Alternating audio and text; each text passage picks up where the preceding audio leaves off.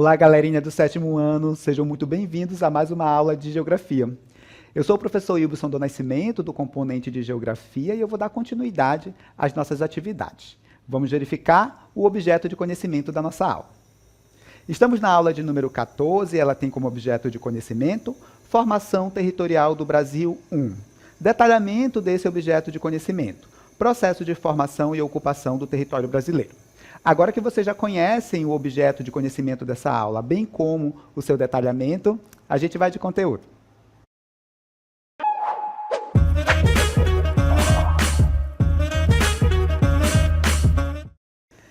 Turminha, nesta aula nós vamos falar sobre o processo de formação e ocupação do território brasileiro. E para começar essa aula, eu gostaria de fazer uma perguntinha aí para vocês.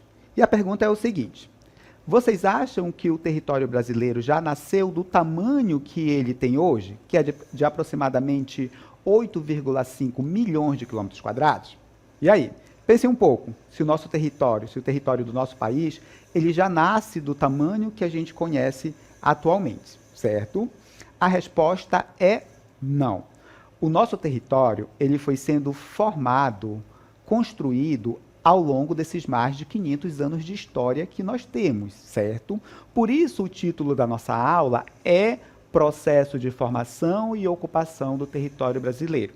E a gente vai entender durante essa aula como foi que o território brasileiro ele veio se formando ao longo desses mais de 500 anos de história. Então acompanhe aqui comigo as principais informações sobre esse processo de formação do território brasileiro. Vamos lá. Bem, no século XV, exploradores europeus, principalmente portugueses e espanhóis, eles estavam em busca de novas terras para colonizar. E eles alcançaram essa região onde está o continente americano, em especial a porção sul do continente americano, a América do Sul. E para evitar conflitos, principalmente Portugal e Espanha, eles estabeleceram tratados para dividir esse território. Inclusive, um dos tratados mais famosos é o chamado Tratado de Tordesilhas, que dividiu as terras encontradas e que seriam encontradas entre Portugal e Espanha.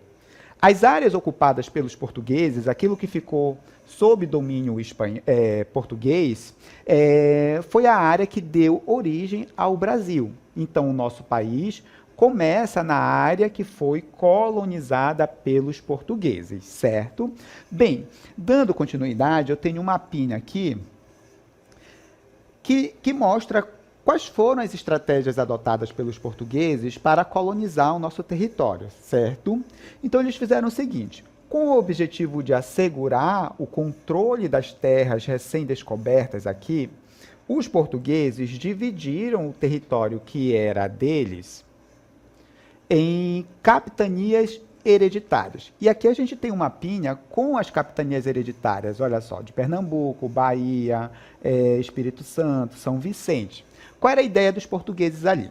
Explorar economicamente essa região e proteger de possíveis invasores. Quem são esses invasores, professor? Portugueses, ingleses, aliás, franceses, portugueses não, tá? Franceses, holandeses, ingleses, que tinham ali interesse em colonizar essas terras aqui, certo? E aí a coroa portuguesa, na figura do rei lá de Portugal, optou por dividir o território em capitanias hereditárias, que eram aqui essas porções de terra. Professor, explique melhor o que eram essas capitanias hereditárias. As capitanias hereditárias eram porções de terras, tá? Que a coroa portuguesa doava a um nobre português ou a uma pessoa de sua confiança, certo? E a pessoa que recebia essa capitania hereditária, né, era responsável por desenvolver e colonizar essa área, certo? E a gente vai entender um pouco, a partir desse momento, quais são as características dessa capitania hereditária, ou dessas capitanias hereditárias, perdão. Acompanhe aqui comigo. Bem, vamos lá. As capitanias hereditárias foi uma espécie de sistema administrativo implantado pela coroa portuguesa no ano de 1534. Qual era o objetivo, professor? Como eu falei anteriormente, era explorar o território que hoje é o nosso país. E aí eles dividiram aquela porção do território brasileiro mais ao litoral em faixas de terras, que, como eu falei para vocês, foram doadas ali aos capitães donatários, que era quem administrava essas capitanias, certo? O nome hereditário vem do fato dessas capitanias poderem ser transferidas para os filhos de quem ganhou, certo? Precisava ali da aprovação da coroa portuguesa, mas você poderia transferir para o seu filho o domínio dessa capitania se a coroa portuguesa, se o rei de Portugal aprovasse, tá certo? Principais características dessas capitanias hereditárias. Primeiro, a doação de terras. As capitanias hereditárias foram doadas aos capitães donatários, que recebiam a posse da terra e o direito de herdá-las também, no sentido de transferir, tá? As terras sempre ficavam, no final, sob o domínio da coroa portuguesa, mas eles poderiam transferir para o filho, por exemplo, certo? Dando continuidade, a gente observa também as obrigações dos donatários. Quem recebia essas terras tinha ali obrigações a cumprir. Tipo, professor, obrigação de colonizar. Eles deveriam colonizar a região que eles estavam recebendo, a capitania que eles estavam recebendo. Tinham que construir também as casas, os engenhos, a infraestrutura de uma forma geral. Tinham também que explorar os recursos naturais, quer seja minerais, minérios, como por exemplo ouro, ou através da atividade de agricultura e de pecuária. Tinham também que garantir a defesa da capitania e administrar de forma justa a capitania que eles estavam recebendo, certo? Bem, outra característica dessas capitanias hereditárias era ali a falta de recursos, tá? A maioria dos donatários, das pessoas que receberam as capitanias, não tinham recursos suficientes para cumprir todas as obrigações. E isso dificultava ali o desenvolvimento das chamadas capitanias hereditárias. Bem, e a partir desse momento eu gostaria de destacar um ponto que eu acho importante aqui com vocês. Bem, nem todas as capitanias hereditárias elas tiveram um sucesso, tá? Na realidade, foram poucas as capitanias hereditárias que conseguiram ali sucesso econômico, conseguiram ali se desenvolver do ponto de vista econômico. E existem ali alguns fatores que vão influenciar nesse sucesso das capitanias hereditárias, né? Entre esses fatores, por exemplo, a gente vai ver a importância da localização. Ter acesso ao mar, por exemplo, na área dessa capitania hereditária deveria ter ali recursos naturais, tipo recursos minerais, tipo ouro. Deveria ser uma região também propícia ao desenvolvimento da agricultura, em especial do cultivo da cana-de-açúcar, né? Então a gente vai ver a partir desse momento ali alguns pontos que são importantes para que a gente tenha ali o sucesso de algumas capitanias hereditárias. Nem todas conseguiram esse sucesso, a gente vai destacar aqui no decorrer dessa aula quais foram as capitanias hereditárias que conseguiram ali se desenvolver bastante. Acompanhem comigo. Bem, a localização, como eu já falei para vocês, era um ponto muito importante, tá? Então, dependendo da localização das capitanias hereditárias, a gente poderia ter ou não ali sucesso, né, econômico.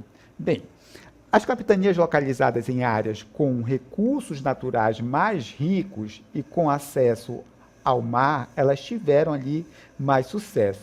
Que recursos naturais mais ricos, professor? Minerais, solo bom para atividade de agricultura, por exemplo, garantiu ali o sucesso de algumas capitanias, certo? Dando continuidade, a gente tem também a ação dos donatários. Então, o sucesso das capitanias hereditárias dependia muito da dedicação das pessoas que recebiam as capitanias hereditárias. Então, dependendo de como o donatário ia agir, a gente teria ali sucesso ou não dessa capitania hereditária, certo?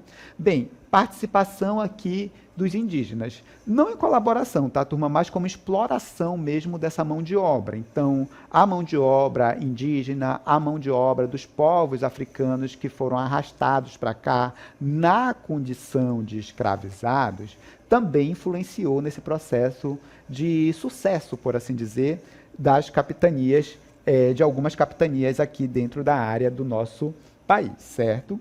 Bem, dando continuidade, a gente observa também que nós temos o sucesso desigual das capitanias hereditárias. O que isso significa dizer, professor?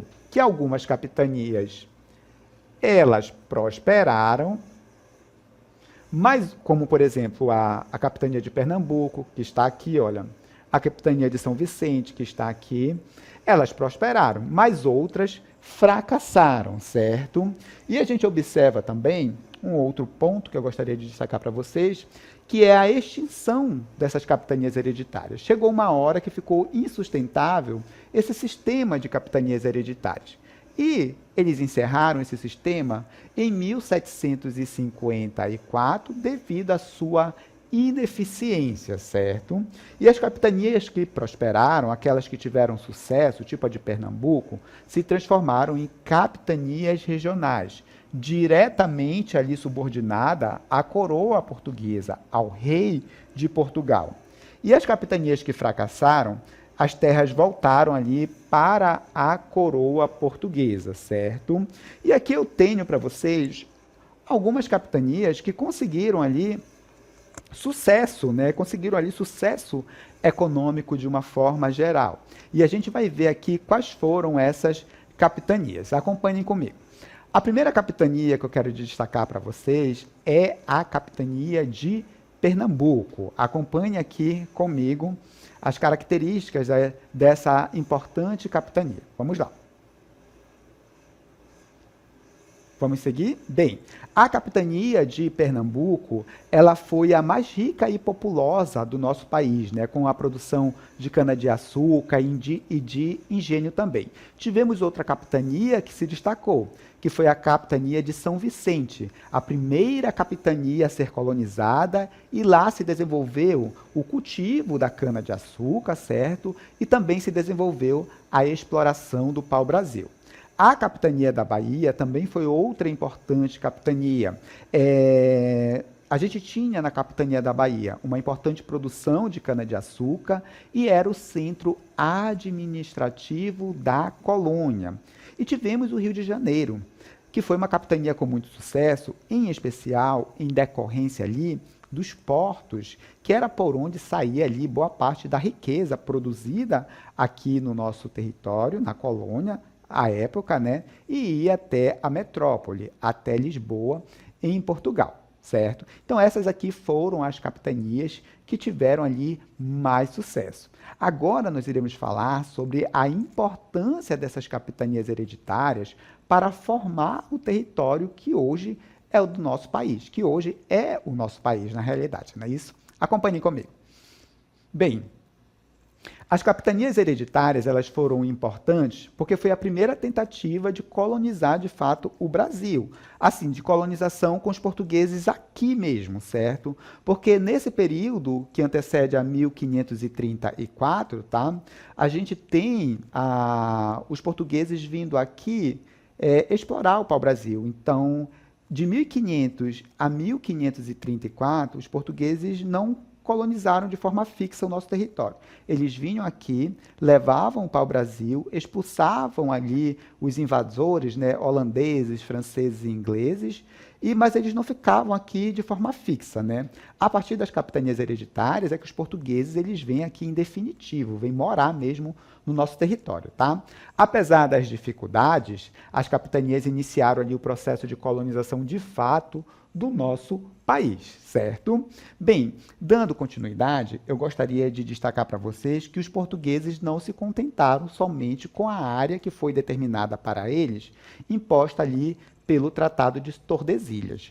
Eles promoveram a expansão territorial do nosso país, em especial no século XVI e também no século XVII. Como assim, professor? Vocês estão vendo essa linha aqui? Preta. Essa linha aqui é a linha do Tratado de Tordesilhas, que a gente pode também chamar de meridiano de Tordesilhas ou linha de Tordesilhas. Essa linha estabeleceu a divisão das terras entre Portugal e Espanha. Ela foi traçada a 370 léguas a oeste de Cabo Verde e determinava que área seria da Espanha e que área seria de Portugal. Então, essa área banhada pelo Oceano Atlântico aqui, olha, ela pertencia a Portugal. Essa área aqui, para oeste da linha de Tordesilhas, nessa região aqui, ela pertencia à Espanha. Portanto, desse lado aqui, Portugal, desse lado aqui, a Espanha, certo? Mas como vocês já sabem, os portugueses conseguiram ocupar essa região que estava para oeste de Tordesilhas. Eles conseguiram sair daqui, dessa região, e ocupar também essa área que era de domínio espanhol. É por isso que nós que vivemos aqui, por exemplo, em Manaus, nós não falamos espanhol, nós falamos português porque fomos colonizados por Portugal. Como isso aconteceu? Como os portugueses conseguiram aumentar o tamanho do nosso território ocupando essa região que era da Espanha? Olha, é uma longa história, eu vou tentar resumir ao máximo possível aqui para vocês, certo? Bem, teve um período que vai de 1560 até 1640, que foi denominado de União Ibérica. Nesse momento de União Ibérica, a gente teve ali uma espécie de casamento, de união forçada entre Portugal e Espanha. Portugal ficou sem rei porque Dom Sebastião morreu numa batalha chamada de Alcaçerquibes, lá no norte da África, e Dom Felipe II, que era o todo-poderoso rei da Espanha, aproveitou esse momento para forçar uma união entre Portugal e Espanha. E basicamente ficou assim: o rei Dom Felipe II era rei de Portugal e rei da Espanha. E aí os portugueses aproveitaram esse momento de União Ibérica e foram colonizando aquelas terras que eram de domínio espanhol. Quando a União Ibérica chegou ao fim, certo? Adivinha o que aconteceu? Só reforçando, tá? Esse período de União Ibérica foi de 1580, tá? Período da União Ibérica, 1580 a 1640, tá? Quando a União Ibérica chegou ao fim, adivinha? Portugal vai reivindicar essa terra que ele colonizou. Vai chegar lá com o rei da Espanha e dizer: olha, eu colonizei essas terras, portanto, essas terras são minhas. E aí o rei da Espanha vai dizer para o rei de Portugal: olha, essas terras são minhas, porque pelo Tratado de Tordesilhas, tudo que está a oeste da linha de Tordesilhas é meu. E aí Portugal vai lembrar a Espanha do seguinte: olha, Espanha, existe uma lei mundial que diz que a terra não é de quem descobrir, por assim dizer, entre aspas, tá? É de quem colonizar. E eu, Portugal, colonizei essas terras. Portanto, ela será minha. E assim aconteceu.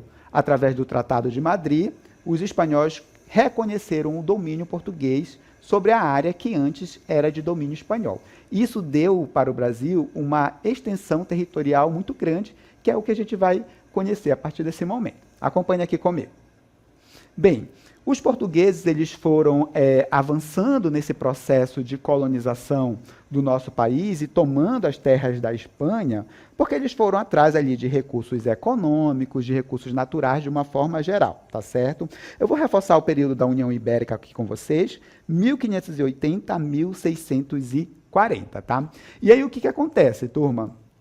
A exploração dos recursos naturais levou os portugueses a explorar essa área que era de domínio espanhol, tá certo? E aí o que os portugueses eles iam atrás? Eles iam atrás ali de metais preciosos, tá? Olha, os europeus, de uma forma geral, eles acreditavam que aqui na América do Sul, em especial, no continente americano, né, que eles encontrariam o chamado Eldorado. E, professor, o que é esse Eldorado? O Eldorado seria tipo um lugar fantástico, onde ouro, pedras preciosas brotariam ali do chão. Os portugueses ficaram muito desapontados. Os colonizadores, na realidade, ficaram muito desapontados porque eles não encontraram isso de imediato. Mas eles nunca desistiram de procurar. Até que chegou um momento que os portugueses encontraram esse Eldorado deles, né, entre aspas, na região sudeste e central do nosso país. Eles encontraram muito ouro de fato. Para vocês terem uma ideia, as embarcações saíam daqui abarrotadas, carregadas de ouro. Uma quantidade assim muito grande de fato, certo? Isso possibilitou que os portugueses saíssem do litoral e fossem conquistando as regiões interioranas, o interior do nosso território. Interior é tudo aquilo que não está no litoral, que não está na faixa banhada pelo Oceano Atlântico, no caso, tá bom? Dando continuidade. Tivemos também as expansões, as bandeiras, né, isso? E as bandeiras, elas foram ali expedições organizadas pelos bandeirantes, daí o nome bandeiras. O objetivo ali, basicamente, era capturar, infelizmente, o termo é esse, né, os indígenas que fugiam ali da escravidão e também os povos africanos que acabavam fugindo ali dos engenhos, das fazendas. Então, a ideia era recapturar esse pessoal e também buscar metais preciosos. Dando continuidade, a gente vê que o Tratado de Tordesilhas, ele definiu essa divisão do território americano entre Portugal e Espanha. Mas Portugal conseguiu avançar para o território espanhol, conseguiu vir para cá e conseguiu conquistar o território que era da Espanha. E aí foi isso que garantiu aos portugueses uma extensão territorial maior para o que hoje é o nosso país. Garantiu aos portugueses, tá?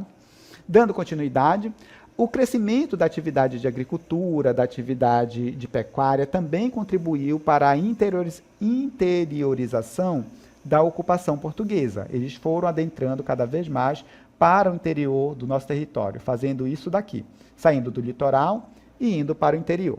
Os movimentos migratórios também contribuíram bastante para a ocupação da região no interior do nosso território. Agora a gente vai ver as principais áreas de expansão, né, as regiões, e quais foram as atividades responsáveis por esse processo de expansão. O Nordeste foi ocupado ali, a princípio, com a exploração do pau-brasil, início ali da produção de cana-de-açúcar também, que foi importante para a colonização dessa região, e criação também das primeiras capitanias hereditárias. Boa parte delas estavam na região Nordeste. O interior do nosso país, a parte mais distante do Oceano Atlântico, foi ali colonizado em função da busca de metais preciosos, exploração da atividade de pecuária, de agricultura também, e expansão das bandeiras, que eram aquelas missões que iam em busca de capturar os escravos, as pessoas escravizadas, perdão, e em busca também de metais preciosos. A Amazônia, a colonização se deu em especial a partir das chamadas drogas do sertão. O que são essas drogas do sertão, professor? São especiarias, tá? Como salsa parrilha, canela, pau-rosa, dentre outros, certo? E a busca ali por metais preciosos também, e as missões jesuíticas que tinham ali por finalidade catequizar os povos indígenas que aqui viviam. O sul do país foi ocupado ali pela expansão da pecuária, e isso possibilitou a criação de vilas e também contribuiu para os conflitos com os indígenas que viviam nessa região. Tenho aqui algumas atividades para a gente destacar desse período colonial: pau-brasil, minério e metais preciosos, em especial no centro-oeste e no sudeste, e também a cana-de-açúcar, que foi muito importante. Essa colonização, né, e expansão territorial sofrida pelo nosso país, ela teve consequências positivas e consequências negativas. A gente vai ver, primeiramente, as consequências positivas. Aumento do nosso território. O Brasil se tornou um dos maiores países em extensão territorial. O Brasil, ele é o 5º maior país do mundo em extensão territorial. E a gente conseguiu isso graças a esse processo de expansão e domínio dos portugueses aqui, ainda no período colonial. E hoje nós nos tornamos um dos países mais extensos do mundo, com mais de 8,5 milhões de quilômetros quadrados. Então, isso é um ponto positivo, né? Já que nesse território a gente tem muitos recursos naturais. Temos minérios de uma forma geral, temos a maior biodiversidade do planeta, temos solos para atividade de agricultura, para atividade de pecuária, certo? Então, isso foi importante. Dando continuidade. A gente observa que isso trouxe também para a gente, desculpa, voltando aqui rapidinho, aumento do nosso território e aí a integração nacional. Na realidade, por sermos um país muito extenso territorialmente, tá bom? O país foi obrigado a fazer esse processo de integração das diferentes regiões. Mas até hoje, isso não é o ideal. A região norte do país vive quase isolada da região mais desenvolvida economicamente, que é a região sudeste, certo? Tivemos também um desenvolvimento econômico em função dessa expansão portuguesa, através das atividades de agricultura, atividade de pecuária e também da mineração. E o crescimento populacional do nosso país, que ajudou também nesse processo, né, que é um ponto positivo nesse processo de conquista territorial. Dando continuidade, a gente vai para as consequências negativas, que são muitas, tá? Vou destacar aqui algumas para vocês. Os conflitos, de uma forma geral, com os povos indígenas que viviam aqui, né, que são os povos originários. Turma, os povos indígenas, eles foram quase totalmente dizimados do nosso país, tá? Certo? Nós tínhamos milhares de povos indígenas por aqui, de populações indígenas, e quase sumiram, né, em decorrência desse violento processo de colonização. A degradação ambiental, parte dos nossos problemas ambientais, vem desde o período colonial. Para vocês terem uma ideia, os portugueses, em um pouco mais de 30 anos, eles acabaram com todo o pau-brasil no litoral brasileiro. Não tinha motosserra, não tinha caminhão para levar isso. Por aí vocês tiram, né? Então, eles derrubaram quase tudo utilizando ali a mão de obra indígena. Boa parte das desigualdades sociais do nosso país, a origem delas está aqui no período colonial, certo? Bem, a concentração de terras. Vocês sabiam que as capitanias hereditárias foram os primeiros latifúndios, as primeiras grandes propriedades do nosso país? Então, essa questão da concentração de terra começa lá nas capitanias hereditárias. E a escravidão, que é um ponto muito triste da nossa história, onde os povos indígenas, onde os povos africanos que foram arrastados para cá, eles acabaram sendo escravizados e sofrendo todas as formas de violência que vocês possam imaginar.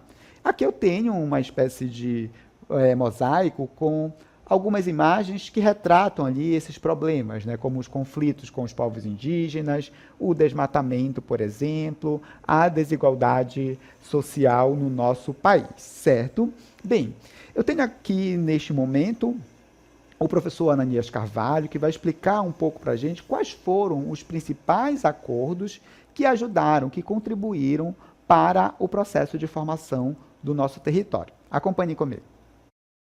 Olá, turminha boa do 7º ano, professor Ananias Carvalho, de História aqui com vocês, para a gente conversar um pouquinho sobre a formação territorial brasileira, dando ênfase nos tratados que, de certa forma, estabeleceram os limites para o nosso país, para o que hoje é o território brasileiro. Quando a gente fala em Brasil, obviamente que a gente pensa nesse país com dimensões continentais, um grande país, com nossos estados que compõem ali a federação, mas para chegar até esse território, alguns tratados foram estabelecidos. Vamos então para o ano de 1497, para a gente conhecer o famoso Tratado de Tordesilhas, que dividia as terras recém-descobertas, entre aspas, do chamado Novo Mundo, entre as duas superpotências da época, Portugal e Espanha. Ali, então, ficou o território onde hoje é o litoral brasileiro, sob possessão portuguesa. Isso viria a ser o embrião da colonização portuguesa aqui na América do Sul.